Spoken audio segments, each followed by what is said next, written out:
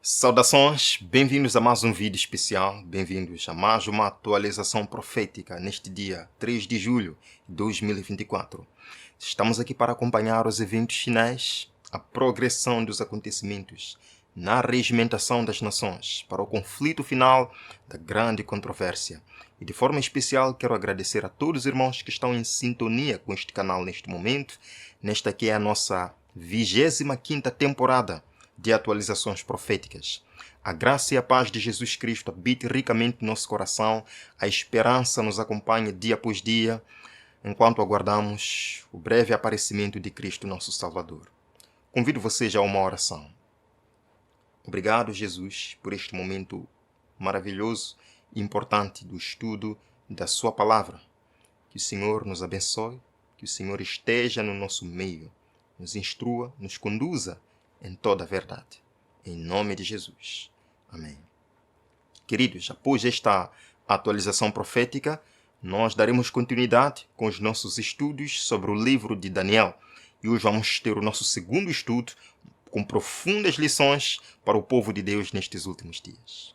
Queridos, nós estamos vivendo num momento agora em que deveríamos estar atentos ao que se desenrola ao nosso redor, no sentido de estarmos preparados e mostrarmos aos outros em que tempo estamos vivendo, para que também se preparem. Ora, até os anjos celestiais, os seres não caídos, estão atentos ao que acontece ao nosso redor. Lemos aqui, Profetas e Reis, página 148. Todo o universo está observando, com inexprimível interesse, as cenas finais da grande controvérsia entre o bem e o mal. O universo que não pecou, os seres celestiais, que estão seguros, pois Apocalipse 12 nos diz: ó céus, alegrai-vos, porque eles estão no céu, estão seguros. Nós, na terra, estamos no campo de batalha e não estamos interessados com as cenas finais. Não estamos interessados em acompanhar as cenas finais. Eu, quando leio este texto, entendo que os anjos celestiais estão muito atentos ao que está acontecendo nos Estados Unidos da América. Os anjos celestiais estão muito atentos a este cenário todo de mudanças climáticas. Os anjos celestiais estão muito atentos à obra do povo de Deus nestes últimos dias, à obra de preparo e de divulgação da mensagem final. E nós, aqui no campo de batalha, estamos dormindo, dizendo que isto não significa nada. Queridos, nos últimos dias, nós veríamos um cenário como dos dias de Noé. E é exatamente este em que nós estamos vivendo agora. Lemos aqui no comentário bíblico adventista que no tempo de Noé, a terra estava cheia de violência. A guerra, o crime e o homicídio eram a ordem do dia. Assim será também antes da segunda vinda de Cristo. E o apóstolo Paulo deixou isto claro na sua carta a Timóteo, capítulo 3, dizendo: os últimos dias seriam difíceis. Os homens seriam amantes de si mesmos, gananciosos, traidores, atrevidos, mais amigos dos prazeres do que amigos de Deus. Irmãos, é isto que nós estamos vendo. Vocês já ouviram falar do que está acontecendo no Quênia agora? Aqui, ao lado de Moçambique, um pouquinho mais para lá, depois de Tanzânia. Um protesto em massa terrível está acontecendo lá. Mas isto que está caracterizando as nossas cidades nestes últimos dias: confusão, agitação, violência sem fim. Vejam aqui. Os protestos do Quênia aconteceram em todos os principais centros urbanos. Devido ao quê? Às novas regras fiscais que o governo do presidente Ruto estabeleceu. E o povo ficou furioso. Irmãos, muita gente está morrendo devido a esta manifestação. Vejam que CNN testemunha manifestantes sendo... irmãos, as nossas cidades nos últimos dias se tornariam como Sodoma e Gomorra. As nossas cidades se tornariam como os dias de Noé. Mas é também nas cidades onde filhos de Deus, perdidos pelo mundo, anseiam grande luz, assim como os filhos de Deus na cidade de Nínive. Ora, irmãos, nós lemos aqui: as uniões trabalhistas rapidamente se agitam e apelam à violência se suas reivindicações não são atendidas. Mais e mais claro está se tornando que os habitantes do mundo não estão em harmonia com Deus. os sindicatos trabalhistas. Bem que falou o Espírito de profecia que será uma fonte de perturbação.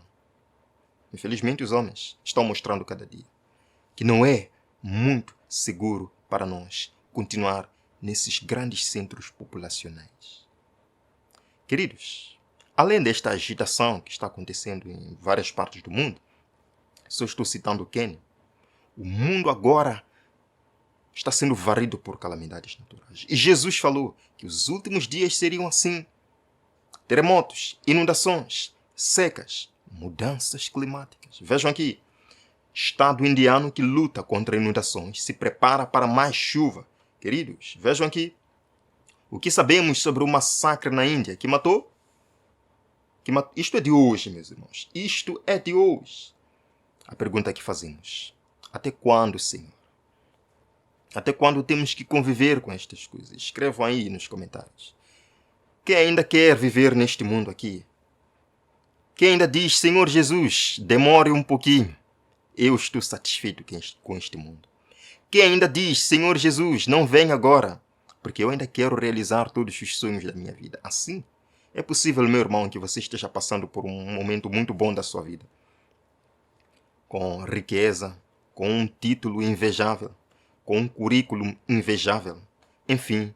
Mas lembre-se, enquanto você vê o seu vizinho sofrendo, e sofrendo muito, estas coisas nunca lhe trarão real felicidade.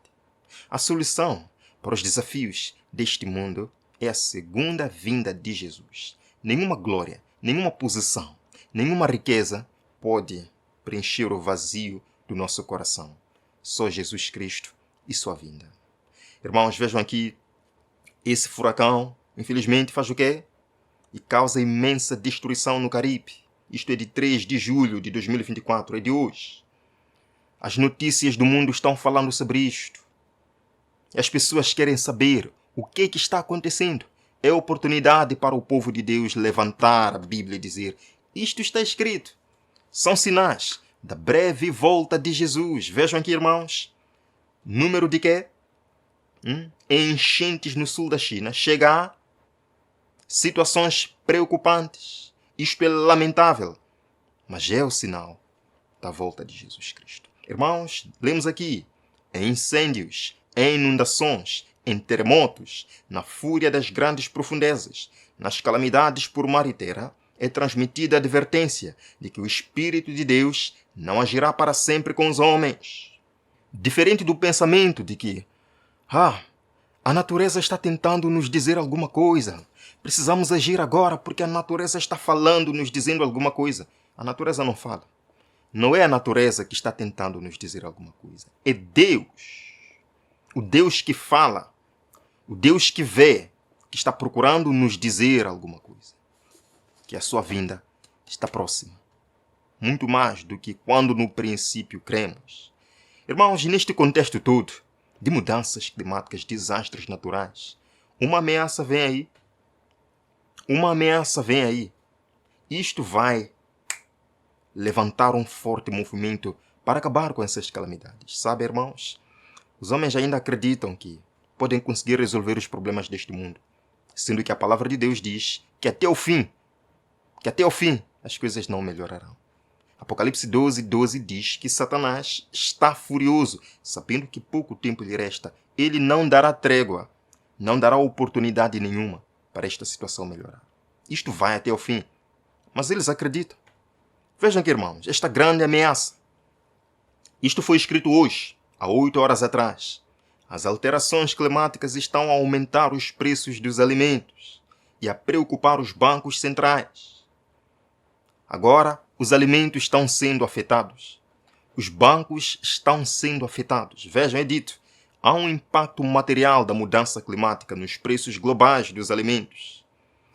E é dito que tais eventos repetidos resultam em um impacto permanente na capacidade de fornecer alimentos. O que eles estão nos dizendo de forma bem clara é que em breve veremos uma escassez de alimentos, crise alimentar devido às mudanças climáticas. Veja, irmãos, esse homem prevê que as interrupções mais frequentes no fornecimento de alimentos forçarão os bancos centrais a responder, fazendo o quê? Levando as taxas de juros mais voláteis e possivelmente taxas de juros mais altas ao longo do tempo. As mudanças climáticas vão causar escassez de alimentos, levando os bancos centrais do mundo a elevarem as taxas de juros. Onde é que isto vai parar? Não vai aumentar as greves mundiais? Não vai. Ameaças como estas só vêm intensificar ainda mais os apelos para resolver esta questão. Mas apelos estão chegando. Os apelos não param. E são sempre os mesmos, irmãos. Vejamos o vídeo. Our planet faces an unprecedented crisis. Climate change threatens the very fabric of life on Earth. O nosso planeta enfrenta uma crise sem precedentes. As mudanças climáticas ameaçam a própria estrutura de vida na Terra. Melting glaciers and rising seas are reshaping our world, putting coastal communities at risk. O derretimento dos glaciares e a subida dos mares estão a remodelar o nosso mundo, colocando as comunidades costeiras em risco. Extreme weather events are becoming more frequent and intense, devastating communities worldwide. Eventos climáticos extremos estão a tornar-se mais frequentes e intensos, devastando comunidades em todo o mundo. Eventos climáticos estão se tornando mais intensos e desastrosos em várias comunidades do mundo. Não foi isto que nós lemos no Espírito de Profecia?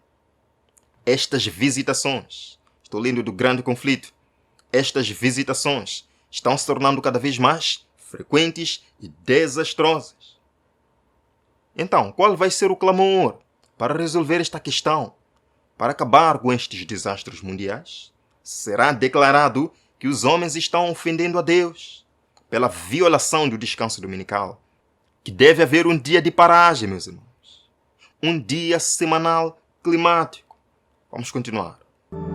The acceleration of global warming is alarming, with dire consequences for vulnerable populations and ecosystems. A aceleração do aquecimento global é alarmante, com consequências terríveis para as populações e ecossistemas vulneráveis. But there's hope. A simple yet powerful solution is emerging: the weekly Earth Sabbath. Mas há esperança de que uma solução simples, mas poderosa esteja surgindo: o sábado semanal da Terra. Qual é a esperança, irmãos? O sábado semanal da Terra. Vamos continuar. By dedicating one day a week to reduce our carbon footprint, we can make a significant impact. Dedicando um dia da semana para reduzir nossa pegada de carbono, podemos causar um impacto significativo. The weekly Earth Sabbath offers a cost-effective and scalable solution to combat climate change. It's a beacon of hope. O sábado semanal da Terra oferece uma solução econômica e escalável para combater as alterações climáticas. E este não é apenas um clamor para os empresários e para os políticos. A propósito, o movimento já conseguiu os 10 mandamentos, pelo menos em alguns estados, os 10 mandamentos para resolver uma parte do problema, que é a queda moral. Lembrem-se, de acordo com o Espírito de Profecia, 2 argumentos serão usados para o descanso dominical. E o movimento já conseguiu incutir na mente do povo que, para resolver o primeiro problema, que é a queda moral, precisamos dos 10 mandamentos. E no contexto católico protestante, o domingo está lá. E vocês sabem que para o outro argumento, que é das mudanças climáticas, vai entrar também o descanso dominical. Num contexto de lei dos 10 mandamentos. E a propósito, eu já vos mostrei isto. Os 10 mandamentos climáticos. Veja, irmãos. Pelo nosso pecado de emissões. 10 mais 1 mandamentos climáticos. Quando líderes religiosos queriam subir no Monte Sinai para resgatar os 10 mandamentos. E eles disseram: as emissões diminuem 30% em relação ao sábado todas as semanas em Israel e são quase zeradas no Yom Kippur. Eles dizem que um dia global semanal de descanso sem carbono. O que eles querem? Um dia de descanso semanal para todas as religiões. Pode resolver esta questão. E agora veja um apelo, falando de comunidades religiosas e cristãs. Escutemos. Explore how Christian unity and diverse traditions can lead to effective environmental stewardship. Explore como uma comunidade cristã e as diversas tradições podem levar a uma gestão ambiental eficaz. Christians are embracing diverse traditions to address pressing environmental issues facing our world today. Os cristãos estão adotando diversas tradições para abordar questões ambientais urgentes que o nosso mundo enfrenta hoje. The body of Christ analogy extends to interfaith cooperation, uniting us in care for our shared home. A analogia do corpo de Cristo se estende à cooperação interreligiosa, nos unindo no cuidado de nossa casa comum. All religions, as part of the body of Christ, share responsibility for Earth's well-being.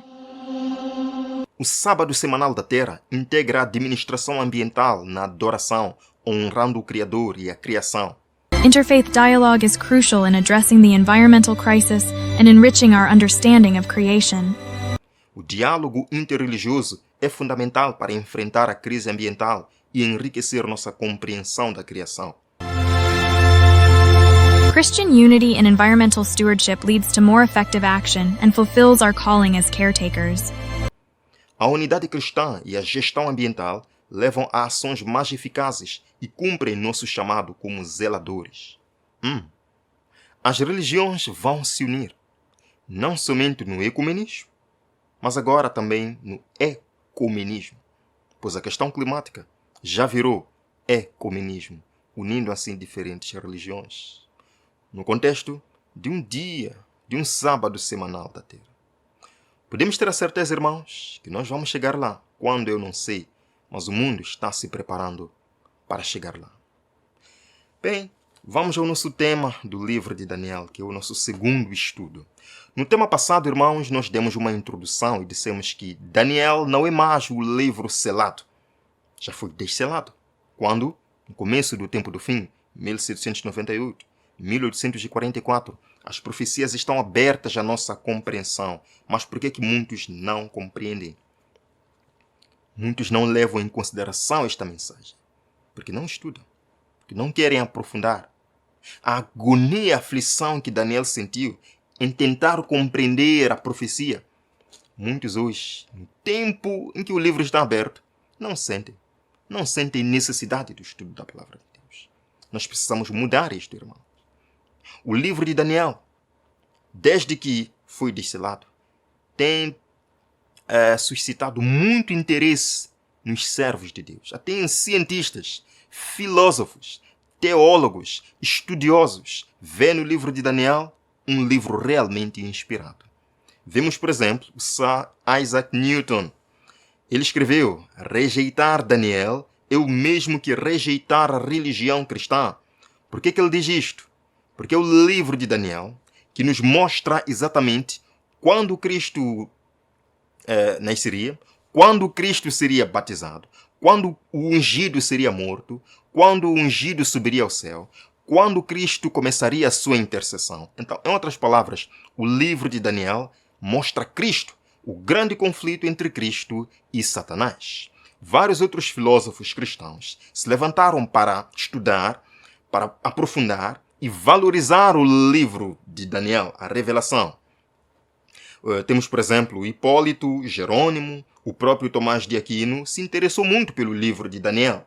E porque o povo de Deus também deve estar interessado, mas super interessado, no estudo do livro de Daniel? Vamos a uma super citação. A luz que Daniel recebeu de Deus foi dada especialmente para estes últimos dias. As visões que ele viu às margens do Ulai e do rio Tigre estão agora em processo de cumprimento e logo ocorrerão todos os acontecimentos preditos. Por isso que o povo de Deus deve agora estudar, compreender o livro de Daniel e ensinar aos outros. Ontem nós vimos qual é o tema central do livro de Daniel. É o grande conflito entre o bem e o mal. E o capítulo 1 de Daniel já nos mostra este grande conflito. Daniel capítulo 1, verso número 1, nós lemos: no terceiro ano do reinado de Jeoaquim, rei de Judá, veio Nabucodonosor, rei de quê? De Babilônia, a Jerusalém e a sitiou. No verso número 1 de Daniel capítulo 1, encontramos 2 reis e 2 cidades. o rei de Jerusalém, Joaquim, e o rei de Babilônia, Nabucodonosor. Portanto, logo no verso 1 encontramos um grande conflito entre a verdade, Jerusalém, e o erro, Babilônia. Vejam, irmãos, duas cidades são descritas no livro de Daniel. Ou duas cidades estão em guerra. Jerusalém, a cidade de Deus, eleita de Deus, que foi escolhida para difundir luz entre os povos. E a grande cidade Babilônia, a cidade enganadora, que infelizmente foi escolhida por Satanás para difundir o engano. Este é o grande conflito entre o bem e o mal, que até no próprio livro de Apocalipse nós vemos ainda estas duas cidades em guerra, Jerusalém e Babilônia. Vejam, por exemplo, Apocalipse 21, verso 2, fala sobre Jerusalém. E eu, João, vi a santa cidade, a nova Jerusalém, que de Deus descia do céu, enfeitada como uma esposa ataviada para o seu marido. Jerusalém, a eleita de Deus, aquela que abriga os filhos de Deus que andam na luz, os salvos. Por outro lado, ainda no Apocalipse, agora no capítulo 17, é descrita outra cidade, outro rei, outro povo. Vemos aqui o grande conflito, irmãos. Apocalipse 17, verso 5. E na sua testa estava escrito o nome, Mistério, a grande Babilônia, a mãe das prostituições e abominações da terra. Mais uma vez, Jerusalém de um lado, Babilônia do outro lado. A verdade de um lado, o erro do outro lado. A vida de um lado, a morte do outro lado. Lemos aqui na lição de escola sabatina do quarto trimestre de 2004. Eu ainda tinha 10 anos neste ano. Eu ainda estudava aquela lição dos primários, juvenis. Vejam aqui, irmãos, é dito, o livro de Daniel é a história de duas cidades, Jerusalém e Babilônia. Uma representa o governo de justiça, a outra o governo da maldade. Uma revela o mistério da piedade e a outra o mistério da iniquidade. Assim, as histórias e as profecias do livro ilustram os princípios do grande conflito entre Cristo e Satanás. Está isto claro? E, infelizmente, a queda de Jerusalém, a destruição de Jerusalém, foi pela idolatria prevalecente entre o povo de Deus. Infelizmente, Deus teve que usar os próprios pagãos para incutir uma lição em Jerusalém, uma lição em seu povo escolhido. Deus teve que permitir Babilônia vencer neste momento, para mostrar ao seu povo que estavam andando longe dos caminhos do Senhor. Jeremias capítulo 25, verso 11, ressalta isto quando diz: e toda esta terra virá a ser um deserto e um espanto, e estas nações servirão ao rei de Babilônia 70 anos. Babilônia foi um dos maiores centros pagãos da antiguidade. Nós vemos aí o zigurate, o grande centro de adoração ao sol. Deus teve que permitir o seu povo sair da luz de Jerusalém, deixarem os portões da amada cidade de Davi, a cidade de Jerusalém, em direção aos portões de Babilônia, para conviverem, infelizmente, com a idolatria que amaram, para conviverem com os deuses que preferiram, Baal e outros, infelizmente. Irmãos, Babilônia foi erguida por um dos filhos descendentes de Noé. Noé gerou Cão, Cão gerou Cush e Cush gerou Nimrod, o grande caçador que fundou várias cidades da antiguidade, incluindo Babilônia e Egito. Na verdade, foi Cão quem fundou o Egito. Vemos aqui, Gênesis capítulo 10, versos 8 e também o verso 10. E Cush gerou a Nimrod. Este começou a ser poderoso na terra. E o princípio de seu reinado foi Babel, Erech, Akkad, Canlé, na terra de Sinar. Babel, de onde vem a palavra Babilônia, confusão, onde Deus confundiu a língua daqueles que, infelizmente, não confiaram no seu plano. Lembram? Depois do dilúvio, Deus colocou o arco-íris e disse: não haverá mais um dilúvio para encher a terra. Noé e os seus filhos acreditaram nesta promessa de Deus. Mas um dos seus filhos, descendentes deles, não confiaram nisto. Se rebelaram contra Deus, construíram uma torre, Babel, que foi lá onde Deus confundiu as línguas. irmãos. Babilônia representa confusão, uma adoração equivocada, princípios equivocados, rebelião contra Deus. Mas não só Nimrod, os descendentes de Noé, os descendentes de Cão, neste caso, fundaram Babel. Fundaram também o Egito, de acordo com Salmos capítulo 106, versos 21 a 22. Sim, os descendentes de Cão fundaram o Egito.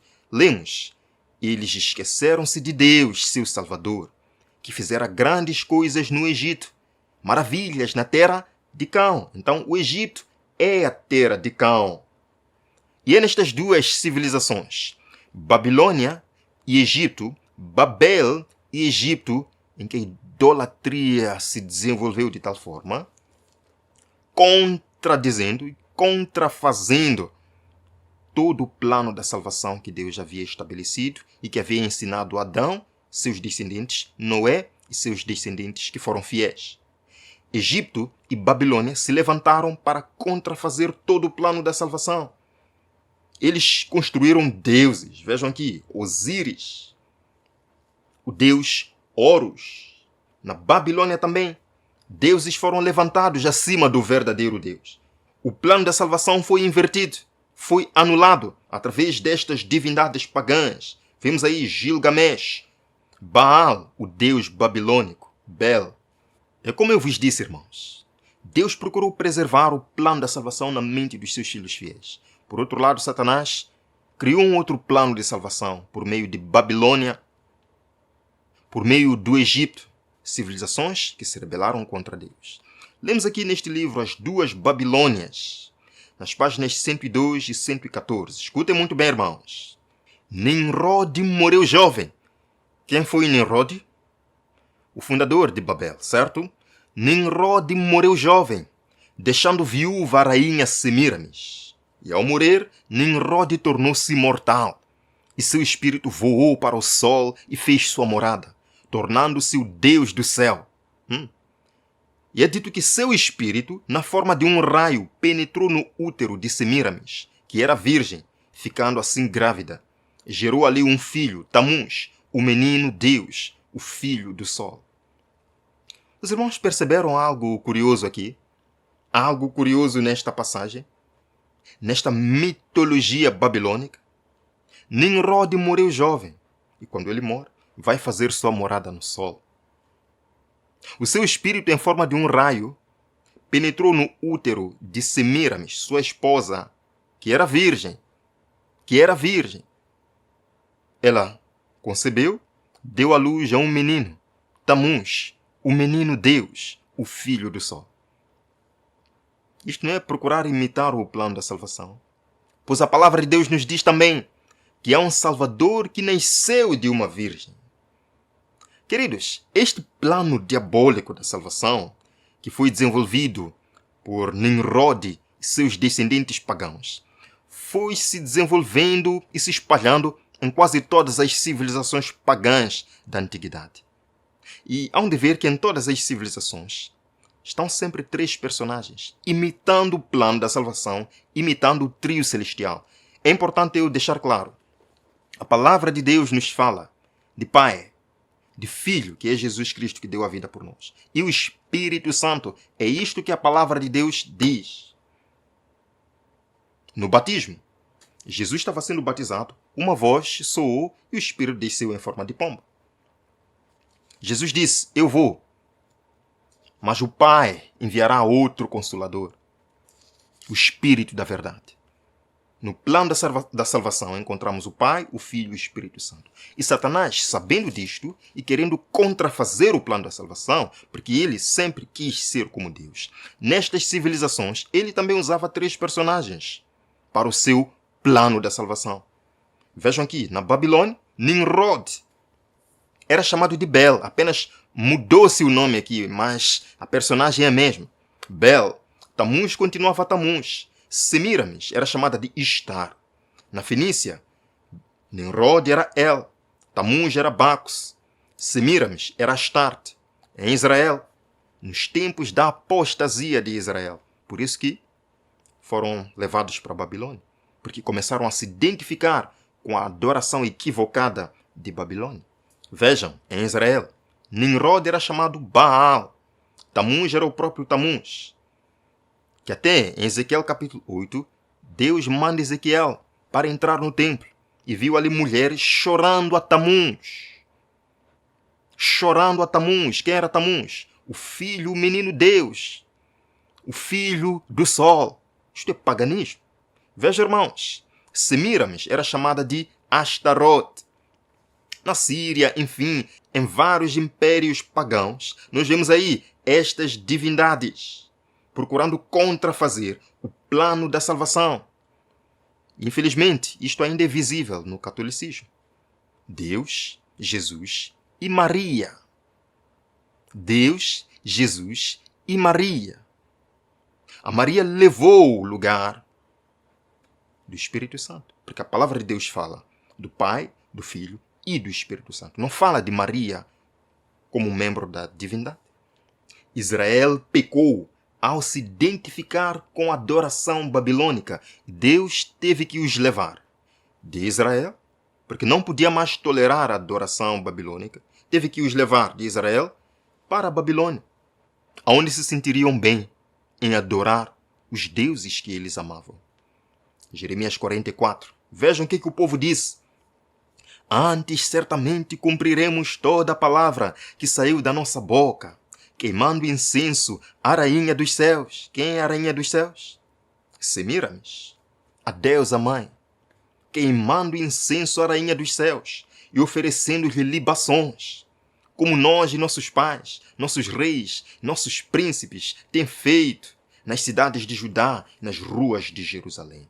O povo escolheu a adoração equivocada. O povo escolheu Babilônia e Deus teve que os levar à Babilônia. Irmãos, dos portões da cidade amada Jerusalém, eu gosto muito, Salmos 22. Alegrei-me quando me disseram, vamos à casa do Senhor. Os nossos pés estão em tuas portas, ó Jerusalém, a cidade amada, a cidade gloriosa. Deus teve que tirar o seu povo dos portões de Jerusalém para os portões de Babilônia. Tudo por quê? Porque o povo escolheu adorar como Babilônia. Porque o povo escolheu se identificar com o plano de salvação de Babilônia. Porque o povo escolheu se identificar com os princípios e o estilo de vida de Babilônia. Queridos irmãos, não estamos nós como povo de Deus. Não estamos nós, individualmente, nos identificando com os costumes de Babilônia? No vestir, no comer, no falar, no adorar, no viver?